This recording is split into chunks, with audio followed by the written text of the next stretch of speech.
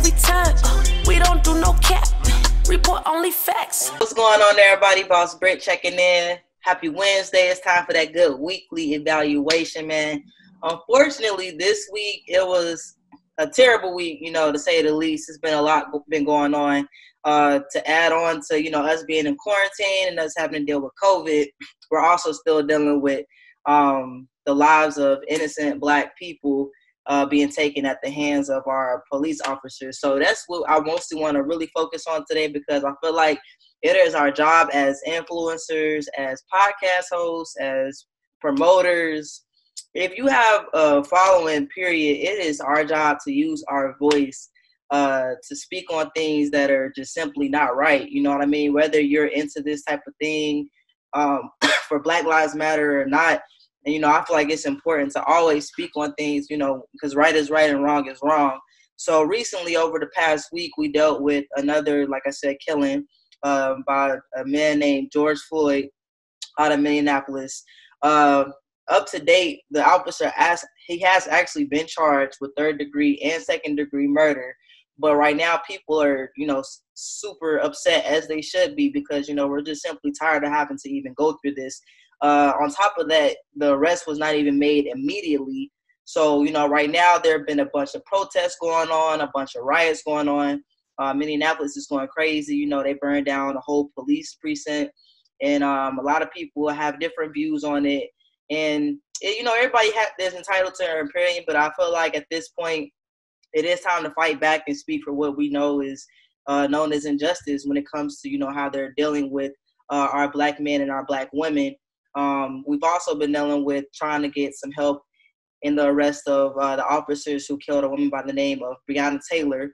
Now, this actually, which is crazy, is that this actually happened in March. And in the midst of, Ahmaud and George, her story came back up as well.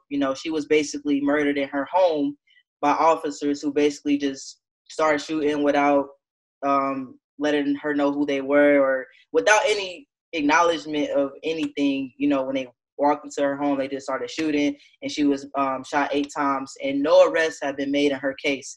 So right now, with Ahmaud, George, Breonna, and overall all of the racism that we've been experiencing as a Black community, it's just been a lot that's been built up inside, and that we're trying to do and fight against as we currently speak.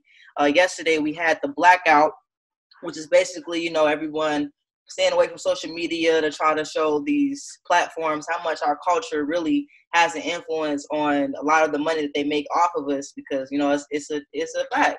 Almost everything that is out there is inspired by the Black culture. You can't go anywhere without seeing something Black, you know what I mean? Whether it's TikTok, whether it's Instagram, whether it's Facebook, whether it's YouTube, you always see something that is influenced as far as, it being Black. And it's not even that it's so much of being Black and white. It's just the simple fact that we need these corporations to be behind us.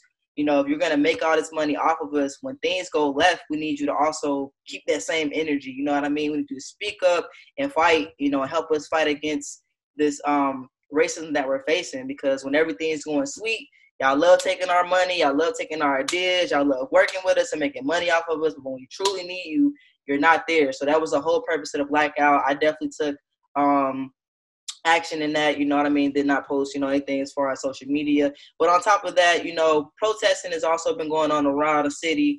I feel like a lot of us need guidance when it comes to fighting against racism. So there are some leaders out there that I want to shout out, Sean King and Antonio Brown. You can follow them at Sean King and at Antonio is Muted if you need leaders just to simply follow. Because one thing that I noticed is that everyone is not on the same page when it comes to how we should be going about the fight towards racism. Even when it comes to a lot of people were having different perspectives when it comes to burning down and damaging Black-owned businesses. Some Black-owned business owners were like, I understand people are doing it. Some were like, no, this is what I worked so hard for. I come from where you come from. I'm just as angry as you are. Don't burn down Black-owned businesses. So let us know actually what you think about that. Leave us a comment. Do you feel like in the midst of this kind of thing, do you feel like during the riots, Black-owned businesses should not be touched? Or do you feel like, at this point, we're just trying to get our anger out. We're just trying to make a statement. How do you truly feel about it? Because right now, no one is on the same page when it comes to that. And as long as we keep being on different pages, that's really gonna, set us back. So that's why I mentioned these two leaders, because we need some guidance right now. You know what I mean? We need everyone on one accord, and it doesn't matter if you're black, white, purple, green, whatever. We just need the human race as one to come and fight against, racism. I was so happy to see that some cops were actually walking with our protesters. A lot of cops were speaking on the behalf of how they feel about it, and there are some good cops within, the legal system. So and I want people to understand, like, it's not black against cops. It's humans against racism. We gotta stop being like, fuck all the cops, you know what I mean? Because there are actually some cops out there that are like checking cops, like, no, you know what I mean? And that's what we need. We don't need those cops who, for instance, were out there when George Floyd was being on the ground and he was getting murdered. We don't need 4 cops around him just standing there looking at that. That was absolutely not the way to go about it. The whole reason for cops is to try to de-escalate a situation. And time again, we've seen them try to de-escalate a situation when it comes to white people. But when it comes to black, that we don't get that same respect.